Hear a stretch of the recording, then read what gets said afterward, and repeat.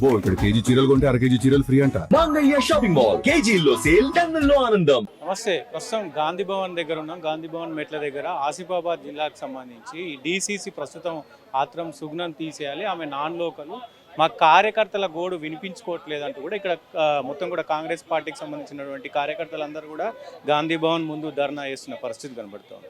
So ప్రస్తుతం ఈ కార్యకర్తలందరూ కూడా ఇక్కడికి వచ్చారు, మాట్లాడించే ప్రయత్నం చేద్దాం.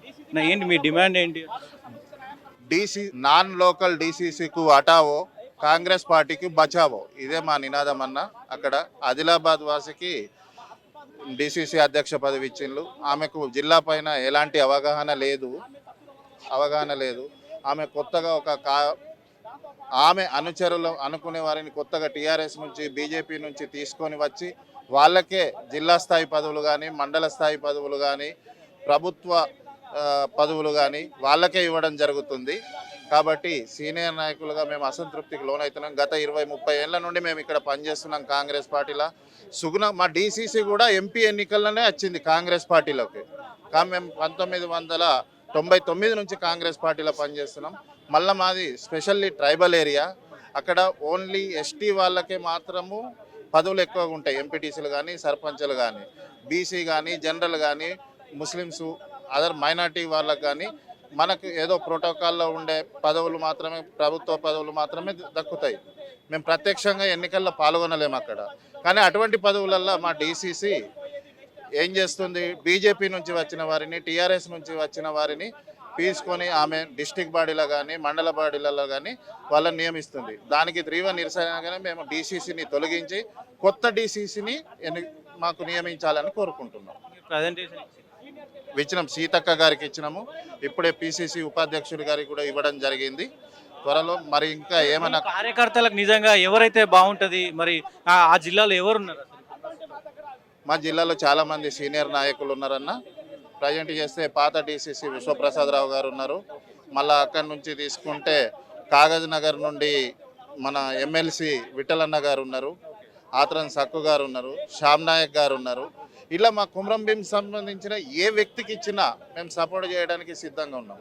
కానీ ఆమె ఓన్ నిర్ణయాలతోని మా పార్టీ కార్యకర్తలను పట్టించుకోకుండా ఇతర పార్టీ కార్యకర్తలను తీసుకొచ్చి పదవులు ఇస్తుంది ఆమె. దానికి నిరసనగానే ఈ కార్యక్రమం చేస్తున్నాము. ఆమెను తొలగించే వరకు మా ఉద్యమం ఆపేది లేదు. ఆమెను ఖచ్చితంగా డీసీసీ పదవి నుంచి తొలగించాలి. లేకుంటే ఈసారి 200 మందితో వచ్చినాం ఇక్కడికి, మరొకసారి 2000 మందితో కూడా ఇక్కడికి వచ్చి ధర్నా చేయడానికి మేము సిద్ధంగా ఉన్నాం. ఇది పరిస్థితి ప్రస్తుతం. బ్రదర్ ఏం చెప్పి మాది కుమ్రం జిల్లా ఏదైతే డీసీసీ గారు తీసుకుంటున్న ఏకపక్ష నిర్ణయం వల్ల కాంగ్రెస్ పార్టీ సీనియర్ కార్యకర్తలు మాకు ఎక్కడ కూడా చోటు లభిస్తలేదు.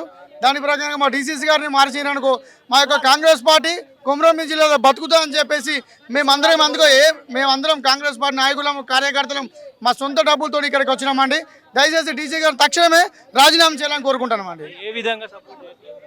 మా కార్యకర్తల విషయంలో, మండల అధ్యక్షుల విషయంలో కావచ్చు, మన గతంలో జరిగిన సర్పంచ్ ఎలక్షన్లో కోఆర్డినేషన్ చేయకుండా తను ఏకపక్ష నిర్ణయం ఇద్దరు పోటీ చేసిన జాగ్రత్తల పిలిపించి కనీసం మాట్లాడిపించి ఒప్పందం చేయకుండా కొంతమంది అట్ల కార్యకర్తలు నష్టపోతే, మొన్న జరిగిన మండల అధ్యక్షుల కూడా కనీసం సీనియర్ నాయకులకు స్థానం ఇవ్వకుండా వేరే పార్టీలకు వచ్చిన వాళ్ళకు, బీజేపీ వచ్చిన వాళ్ళకు, టీఆర్ఎస్ నుంచి వచ్చిన వాళ్ళకు స్థానం కల్పించి మేమైతే ఏదైతే 2007 నుంచి కాంగ్రెస్ పార్టీలు ఇప్పటి వరకు ఉన్నామో, ఇప్పటి వరకు మాకు కనీసం స్థానబలం లేకుండా చేస్తున్న డీసీ గారు తన సొంత ప్రాబ్లంతో కాంగ్రెస్ పార్టీ నష్టం కలుగుతుంది. కాబట్టి తన ఎంతో తక్షణమే రాజీనామా చేయాలని మేము కోరుకుంటున్నామండి. దాంతో పాటు ఏదైతే బిఎల్ఏ వాళ్ళు ఉంటారో, పార్టీకి సంబంధించిన బిఎల్ ఉంటారు కదన్నా, ఆ బిఎల్ఏలు కూడా ఆ మండల అధ్యక్షుడిని అవి అన్ని చేసినా కూడా ఈ బిఎల్ఏ వాళ్ళని కూడా మా దగ్గర ఎవిడెన్స్తో సహా మేము చూపెడతాం.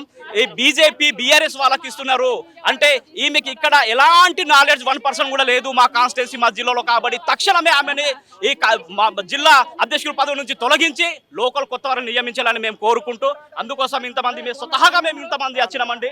నా లోకల్ హటావో హమారే కుమ్రం భీం జిల్లాకు బచావో హమి నినాదంతో, కాంగ్రెస్ పార్టీ బచావో అని ఈ నినాదంతో ఇక్కడ వరకు రావడం జరిగింది.